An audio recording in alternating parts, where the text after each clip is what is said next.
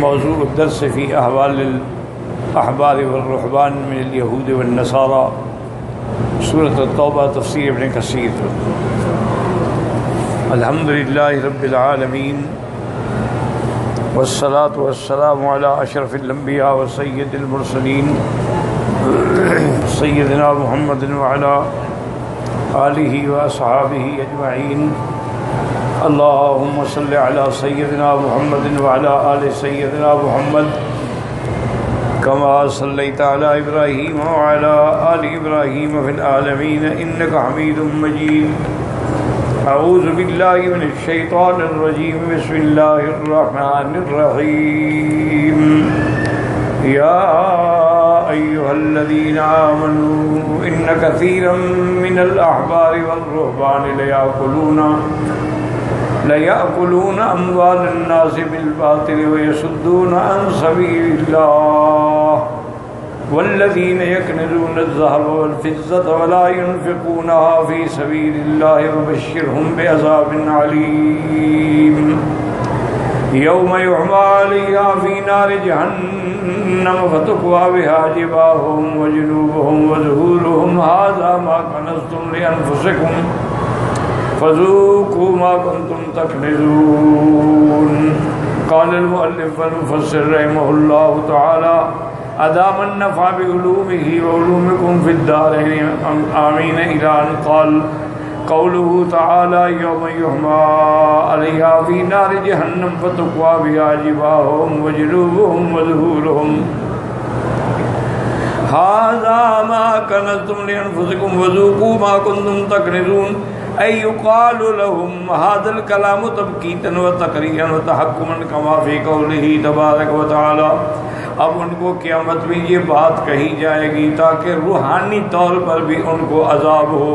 ان کو رلانے کے لیے، ان کو ذلیل کرنے کے لیے کہ یوم یحمى علیہا فی نار جہنم فتکوی بہا جباہہم وجنوبہم وظہورہم ھذا ما کنزتم لانفسکم فذوقوا ما کنتم تکذبون۔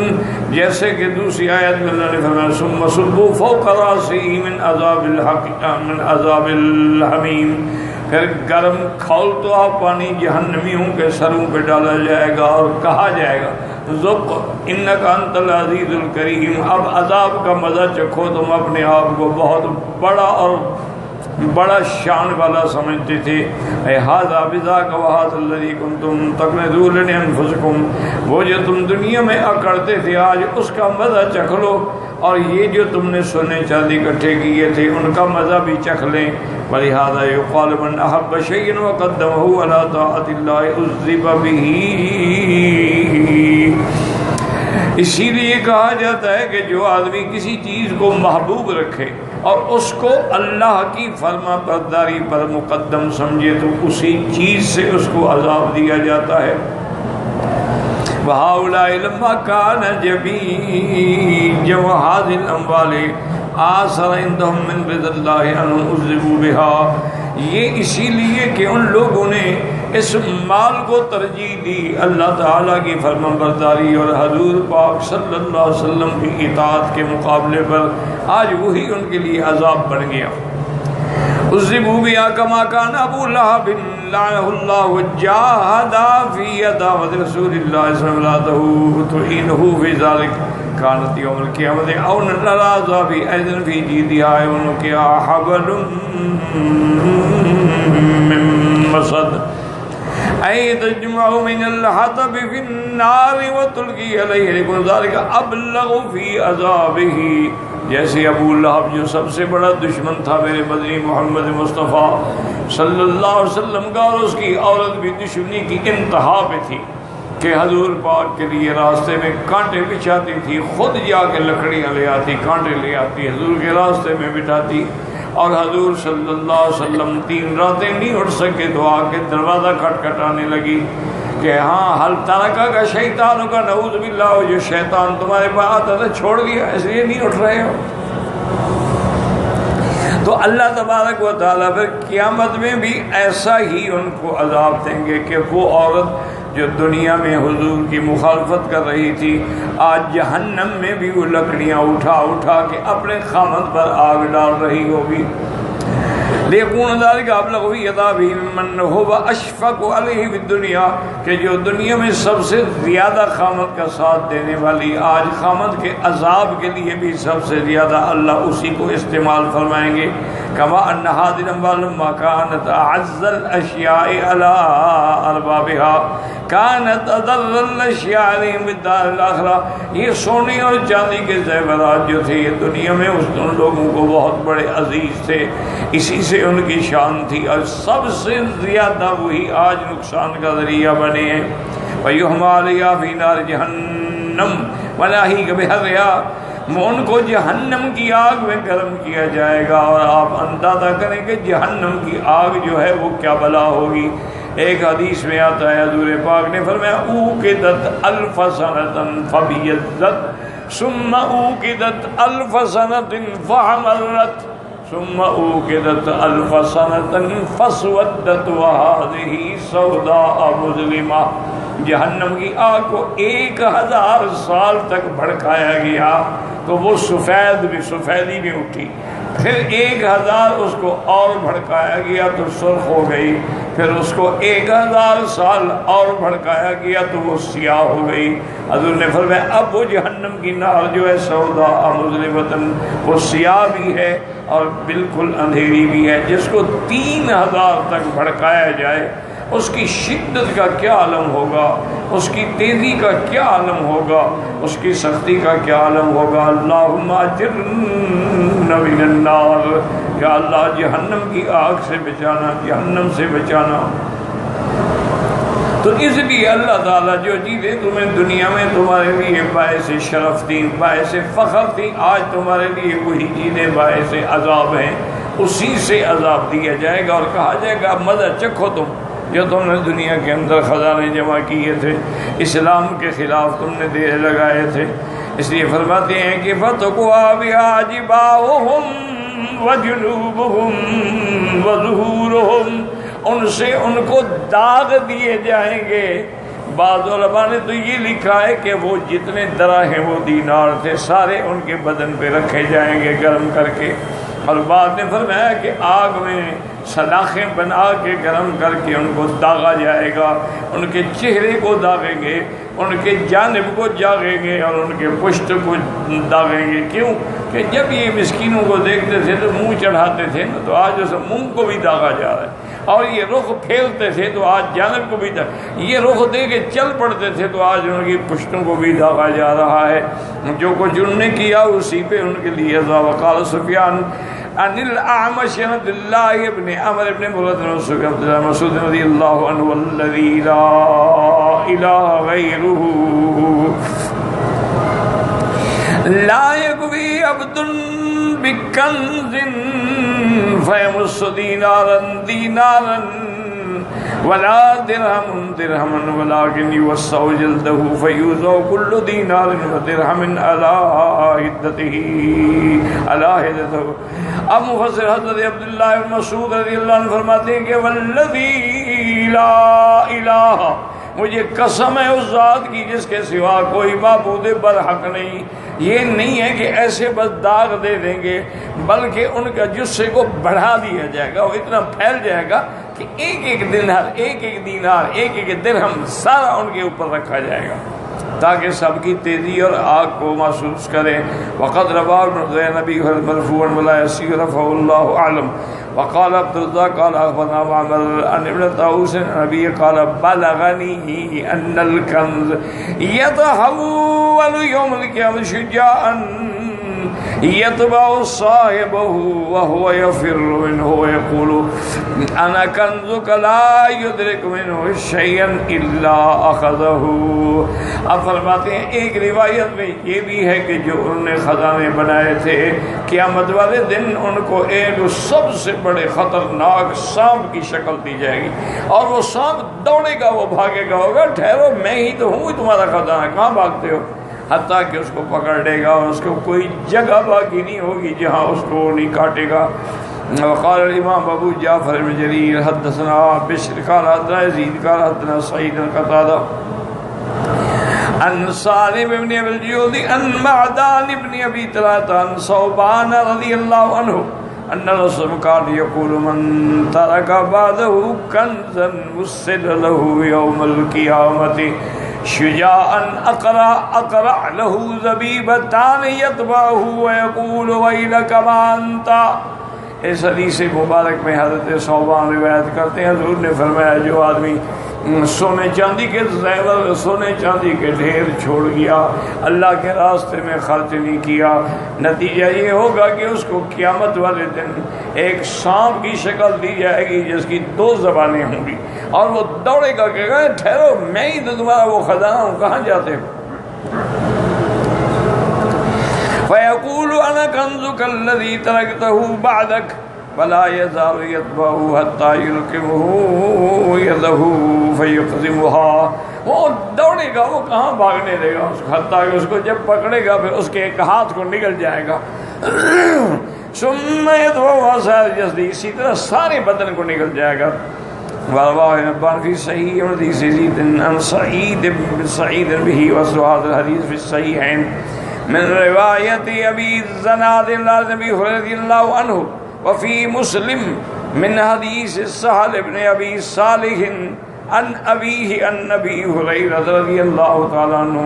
أن رسول الله قال ما من رجل لا يؤدى زكاة ماله إلا جعل له يوم القيامة صفائح من نار فتقوى بها جنبه وجهته وظهره في يوم كان مقداره 50,000 سنة حتى يقضي بين العباد ثم يرى سبيله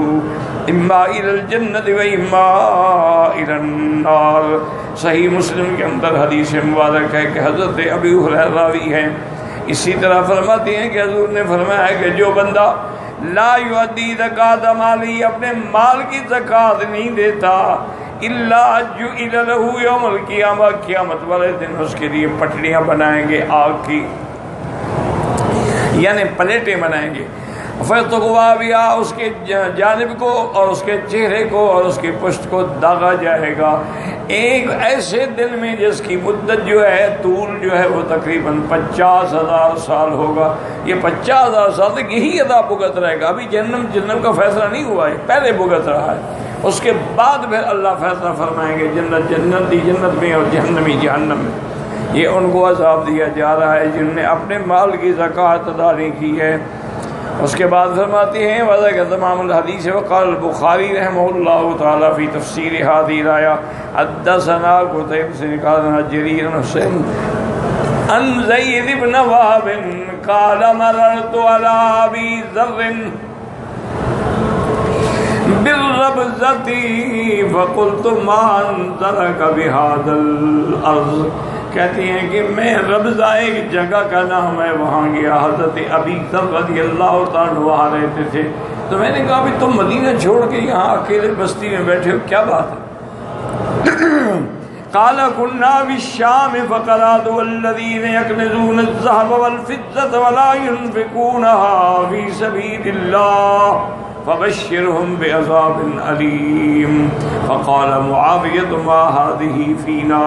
ما هذه إلا في أهل الكتاب. وقال قلت إنها لفينا وفيهم. وہ فرماتی ہیں کہ میں شام میں تھا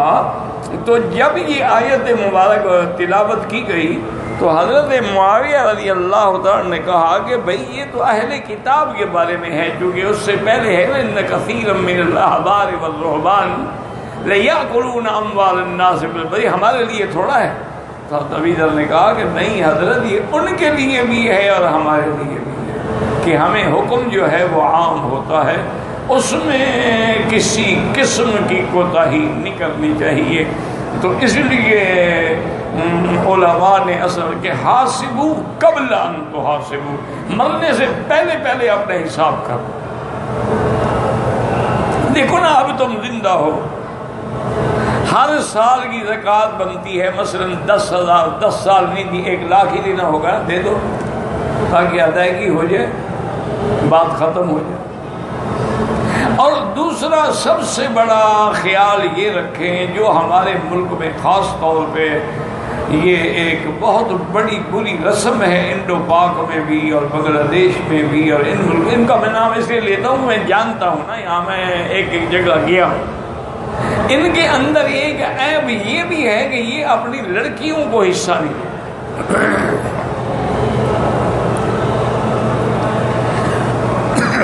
ایک عیب یہ ہے کہ 4 بیٹے ہیں، ایک کو زیادہ دے دیں گے، جی یہ میرا بڑا فرما بردار ہے اور خدمت گزار ہے، اور یہ 3 تو میرا خیال ہی نہیں کرتے، میں ان کو اپنی جائیداد کیوں دوں؟ تو یہ بھی ظلم ہے اور یہ بھی جہنم میں لے جانے والا۔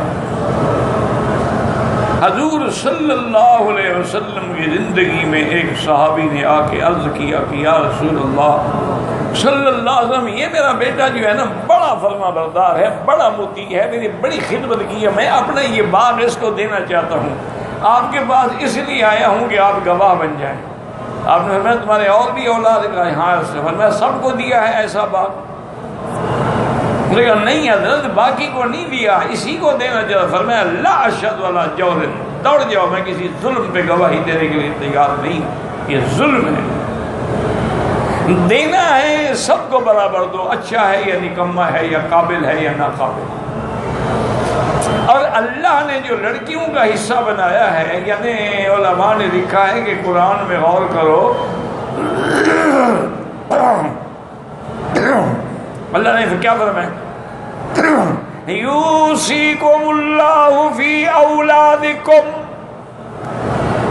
اللہ تمہیں حکم دیتے ہیں اولاد کے بارے میں، للذکر مثل حظ الانثیین، کہ ایک لڑکے کا حصہ جو ہے وہ 2 لڑکیوں کے برابر ہوگا۔ تو علماء نے فرمایا اللہ یہ بھی کہہ سکتے ہیں لڑکی کا آدھا ہوگا، لیکن اللہ نے 2 لڑکیوں کا ذکر کر کے مرد کے حصے کے برابر بنا کے اہمیت دی کہ خبردار لڑکیوں کے حصے کا خیال کرنا۔ اسی طرح بہت سارے لوگ پڑھے لکھے سمجھدار اچھے لوگ آج تک اپنی بیوی کو حق المہر نہیں دی، حالانکہ بعض علماء کے نزدیک تو حق المہر اگر نہ دی جائے تو میاں بیوی کا ملنا بھی جائز نہیں۔ اس لیے عرب میں ہم نے دیکھا ہے ماشاءاللہ اتنا اچھا یعنی سسٹم ہے کہ جب آپ کی بات چیت ہو جائے گی اور جس دن نکاح ہونا ہے نا،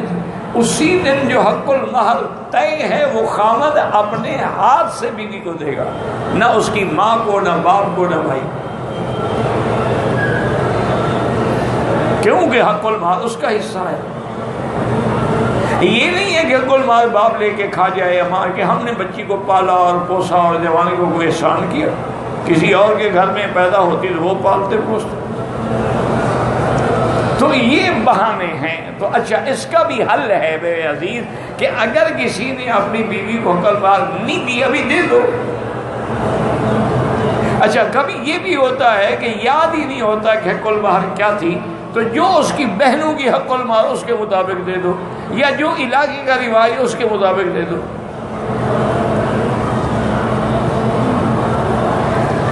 اچھا اور جو بیٹیوں کا حصہ ہے یہ کہ جی ہم نے بیٹی کی شادی پہ اتنا خرچ کیا، اس کا تعلق میراث سے نہیں ہے۔ بھائی بیٹیوں کی شادی پہ تم نے خرچ کیا تو بیٹوں کی شادی پر بھی تو تم نے خرچ کیا، پھر بیٹوں کو جائیداد کیوں دیتے ہو؟ آدمی جب لڑکے کی شادی کرتا ہے اس کے لیے خرچ نہیں کرتا۔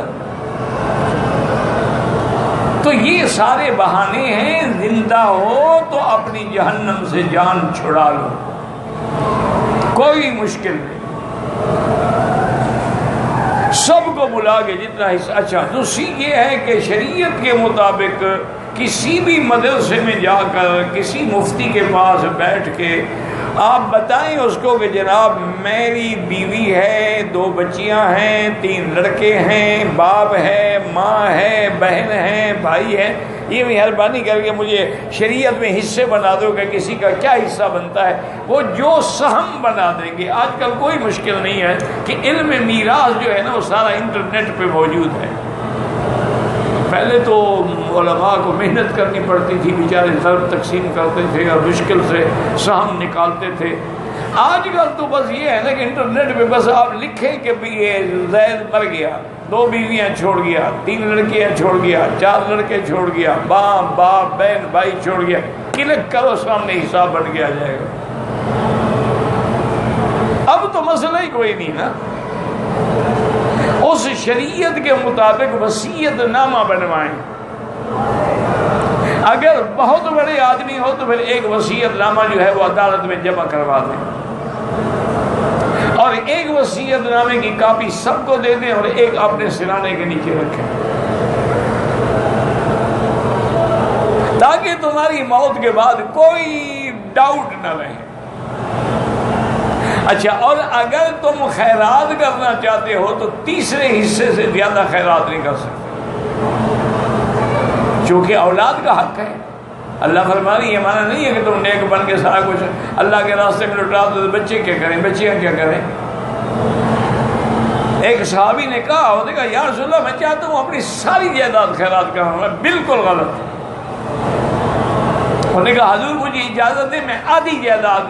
دے دوں، آپ نے بالکل ناجائز۔ انہوں نے کہا حضور اتنا تو اجازت دے کہ میں تیسرا حصہ اللہ کے راستے میں دے دوں، ورنہ ثلث و ثلث کثیر، تیسرا حصہ دے تو سکتے ہو لیکن یہ بھی زیادہ ہے، جس سے محدثین نے مسئلہ استنباط کیا کہ بہتر ہے کہ چوتھا حصہ دے، کہ حضور کو تیسرا حصہ بھی زیادہ معلوم ہوا۔ وہ بھی اپنی زندگی میں دے جائیں، بعد میں کون دیتا؟ اگر حج فرض ہے زندگی میں کر جائیں، معذور ہو گئے ہو زندگی میں کسی بندے کو بھیج کے اپنا حج بدل کرا دو، مرنے کے بعد تو میرا بھائی نہ اولاد آتی ہے، ہفتہ 10 دن ہوتے ہیں وہ برادری کو دکھانے کے لیے کہ جی آج کل شریف ہیں اور آج جمعراتیں ہیں، کچھ مولویوں کی روٹی بن جاتی ہے، کچھ رونق میلہ لگ جاتا ہے، اور وہ ماتم پہ آئے بیٹھے بریانیاں کھا رہے ہیں۔ انا للہ و انا الیہ، بھائی جس گھر میں موت ہو جائے اس گھر سے تو 3 دن تک کھانا کھانا حرام ہے، اور پھر جو خیرات کر رہے ہو وہ میت کے مال سے ہے یا تمہارے مال سے ہے؟ اگر میت کے مال سے ہے جب عرصہ تقسیم ہی نہیں ہوا تو تم کیسے خیرات کر سکتے ہو؟ اور اگر ورثے میں کچھ بچے چھوٹے ہیں، وہ بالغ ہی نہیں ہیں، وہ تو اجازت ہی نہیں دے سکتے کہ جی خیرات کرو۔ یہ پھر ایسی باتیں یعنی نعوذ باللہ اسلام کے بھی خلاف، شریعت کے بھی خلاف، سرکار دو جہاں کے فرمان کے بھی خلاف، اسلاف کے حکم، بس جی کیا کریں، ناک کٹتی ہے، رواج ہے، آخر دنیا میں جینا ہے، برادری میں ناک تو اونچی کرنی ہے، یہ برادری میں ناک اونچی کر کے جہنم میں چلے جاؤ، برادری آ کے چھڑا دے گی جہنم سے۔ تو ان چیزوں کا خدا کے لیے خیال کرو، یہ کوئی مشکل نہیں ہے، اب زندہ ہو زندگی میں حل ہو سکتا۔ اچھا اسی طرح زندگی تمہاری گناہوں میں گزر گئی ہے، بالکل نہ گھبرائیں، رحمت کا دروازہ کھلا ہوا ہے، فوراً توبہ کرو۔ جتنے بڑے گناہ کیوں نہ ہو، یہ نہ کہو جی وہ شیطان وسوسہ ڈالا، چھوڑو یار کیا توبہ، زندگی ساری تو تم منہ کالا کرتے ہیں، اب توبہ کر رہے ہو، اب بڑھاپے میں آ کے جب ٹانگیں جواب دے گئی ہیں اب تمہیں توبہ یاد آئی نہیں، جب بھی یاد آئی ہے تو شکر کرو۔ توبوا الی اللہ، اللہ کی طرف لوٹو، وہ تواب الرحیم، قرآن کیا کہتا ہے؟ تواب الرحیم، وہ بڑا توبہ قبول کرنے والے ہیں۔ اور کیا کہتے ہیں؟ ان اللہ یحب التوابین، بہت توبہ کرنے والوں کو اللہ محبوب رکھتے ہیں۔ بہت توبہ کرنے کا معنی یہ ہے نا انہوں نے بڑے گناہ کیے ہوں گے، اور جب بندہ سر سجدے میں ڈال کے 2 رکعت پڑھ کے اکیلی جگہ پہ کوئی دیکھنے والا نہیں اللہ کے سوا، اللہ کے آگے گڑ گڑا کے رو کے توبہ کرتا ہے، اللہ فرماتے ہیں میرے فرشتے دیکھو عالم ابدی، میرے بندے کو پتہ لگ گیا ہے کہ میرا بھی کوئی سردار ہے جو میرے گناہ معاف کر دے گا، جاؤ گواہ ہو جاؤ میں نے معاف کر دیا۔ خدا کے لیے آپ مکے آئے ہو، حج پہ آئے ہو،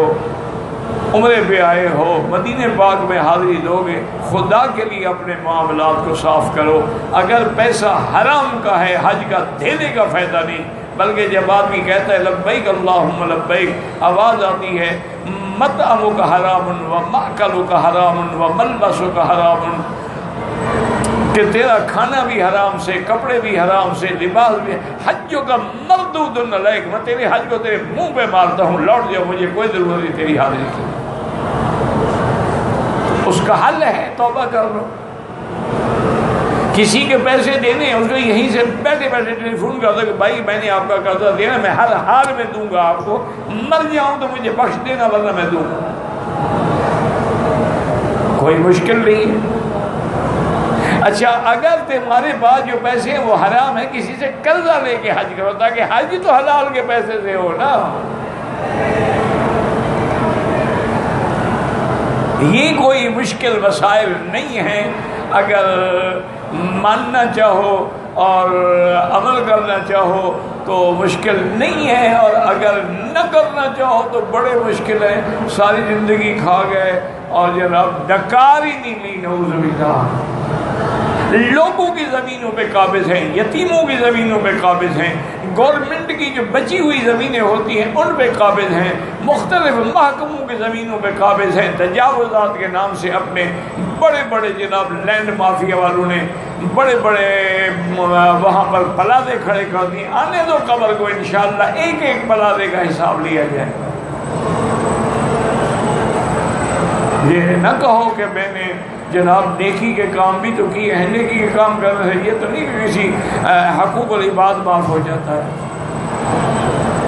اس لیے خدا کے لیے اب اس سے بڑی بات کیا ہوگی کہ جو دنیا میں تم نے جمع کیا تھا عزت کے لیے، آج تیرے لیے وہی عذاب بن گیا، اسی سے تمہیں داغا جا رہا ہے قیامت کے اندر۔ اس لیے اللہ تبارک و تعالیٰ فرماتی ہیں ان آیات مبارکہ کے اندر کہ ان کو یوم تقوا بہا جباہہم وجنوبہم وظہورہم ھذا ما کنزتم لانفسکم وذوقوا ما کنتم تکنزون۔ ورواه ابن جریر من حدیث عبید بن القاسم عن حسین بن زید بن وہب عن زید بن وهب ان النبي ذر رضی اللہ عنہ وذکرہ وزاد فالتفا فی ذلك بینی وبینہ القول فکتب لی عثمان یشکونی فکتب الی عثمان اقبل الیہ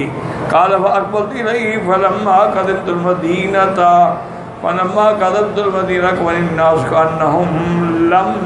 یرونی قبل یوم فشکوت ذلك الى عثمان فقال لی تنحى قریبا قلت والله لن أذهب كنت أقول قلت قال من ذهبي رضي الله عنه تحريم الادخار ما زاد على نفقة العيال وكان يفتي بذلك ويحثهم عليه ويأمر به ويغلظ في خلافه فنهاه معاوية فلم ينتهي فخشي أن يضر بالناظر هذا فقدم یشکو الی ابی اصل بات یہ ہے حضرت ابی ذر فرماتے ہیں کہ پھر میری اور ان کے درمیان میں بات ہو گئی تو ان نے میری حضرت عثمان سے شکایت کی۔ حضرت عثمان نے کہا کہ جب آ جاؤ تو مجھے ملنا، چونکہ حضرت ابی ذر فتویٰ دیتے تھے کہ جو آدمی کی ضرورت سے زیادہ ہے اس کا رکھنا حرام ہے۔ نہیں فتویٰ دیکھیے زکوٰۃ دیتے ہو تو رکھنا جائز ہے، اس لیے پھر مجھے انہوں نے فرمایا کہ تم ایسا کر۔ فرماتے ہیں کہ جب میں مدینے میں آیا تو سارے لوگ اکٹھے ہو گئے، گویا انہوں نے مجھے نہیں دیکھا تھا۔ حضرت عثمان نے کہا تم کسی قریب جگہ پہ چلے جاؤ، واللہ الا کما کنت اقول۔ حضرت ابی ذر نے کہا حضرت میں چلا جاؤں گا لیکن جو میرا فتویٰ ہے میں اپنے فتوے سے باز نہیں آؤں گا کہ ایک دن کی ضرورت سے زیادہ اپنے پاس رکھنا جو ہے وہ جائز نہیں ہے۔ لیکن یہ ان کا مذہب تھا، ویسے جائز ہے، بیوی بچوں کو حضور سال کا خرچہ نہیں دیتے۔ کان من مذہب ابی رضی اللہ عنہ تحریم ادخار ما زاد علی نفقۃ العیال وکان یفتی بذلک ویحث علیہ ویأمر بہ، وہ یہی فتویٰ دیتے تھے ویغلظ فی خلافہ، اور کوئی مخالفت کرتا تو بڑے سخت ناراض ہو